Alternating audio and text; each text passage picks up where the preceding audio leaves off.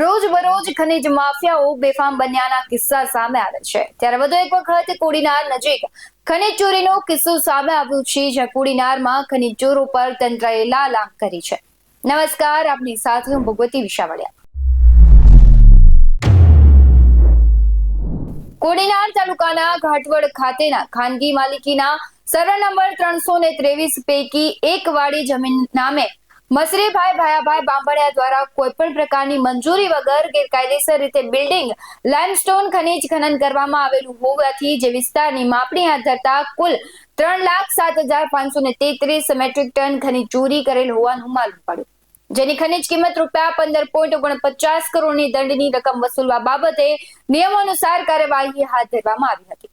આ જ રીતે ખાનગી માલિકીની સર્વે નંબર 334 પૈકી એક વાડી જમીન નામે સુલેમાન વલી ચૌહાણ તથા અન્ય દ્વારા કોઈપણ પ્રકારની મંજૂરી વગર ગેરકાયદેસર રીતે બિલ્ડિંગ માઇલસ્ટોન ખનીજ ખનન કરેલું હોય ત્યારે સરહદો વિસ્તારની માપણી હાથ ધરતા કુલ 5,40,562 મેટ્રિક ટન ખનીજ ચોરી કરેલ હોવાનું માલુમ પડ્યું હતું, જેથી ખનીજની તેની કિંમતની વાત કરીએ તો 27.24 કરોડની દંડની રકમ વસૂલવા બાબતે નિયમ અનુસાર કાર્યવાહી કરવામાં આવી હતી. આ ઉપરાંત ખાનગી માલિકીની સર્વે નંબર 303 વાડી જમીન નામે ભાણાભાઈ સિંગડ તથા અન્ય દ્વારા કોઈપણ પ્રકારની મંજૂરી વગર ગેરકાયદેસર રીતે બિલ્ડિંગ લાઇમસ્ટોન ખનીજ ખનન કરેલ હોય ત્યારે તે વિસ્તારની પણ માપણી હાથ ધરતા કુલ 3,12,924 મેટ્રિક ટન ખનીજ ચોરી કરેલ હોવાનું માલુમ પડ્યું, જેની ખનીજ કિંમતની વાત કરીએ તો 15.87 કરોડ, જેની દંડની રકમ વસૂલવા બાબતે નિયમ અનુસાર તેના પર પણ કાર્યવાહી કરવામાં આવી.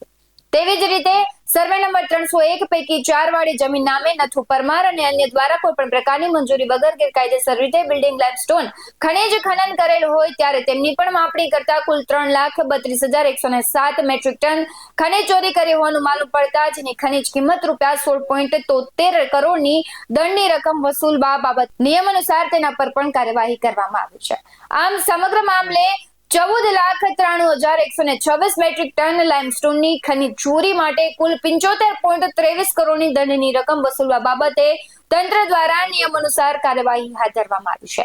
જે પ્રમાણે ગેરકાયદે લાઇમસ્ટોનનો ધંધો ચાલતો હતો, ખનીજ માફિયાઓ બેફામ બન્યા હતા, તેના પર કડક કાર્યવાહી તંત્ર દ્વારા કરવામાં આવી છે. એક બાજુ ગીર સોમનાથના કલેક્ટર દિગ્વિજયસિંહ પોતાના કામને લઈને સરકારની ગુડ બુકમાં પોતાનું નામ લખાવી ચૂક્યા છે અને બીજી જ બાજુ ગેરકાયદે ચાલતા ધંધા પર તવાઈ બોલાવતા તેના વિરોધીઓ વધી ચૂક્યા છે. આ મુદ્દે આપનું શું કહેવું છે? કમેન્ટ કરી જરૂરથી જણાવજો. આવા જ વધુ અહેવાલો સાથે ફરી મળતા રહીશું. તમે અમારી YouTube ચેનલને સબસ્ક્રાઇબ કરવાનું અને Facebook અને Instagram પર ફોલો કરવાનું ભૂલશો નહીં. બાકી નવી અપડેટ્સ મેળવવા માટે આપ જોતા રહો BS9 TV ન્યૂઝ. નમસ્કાર.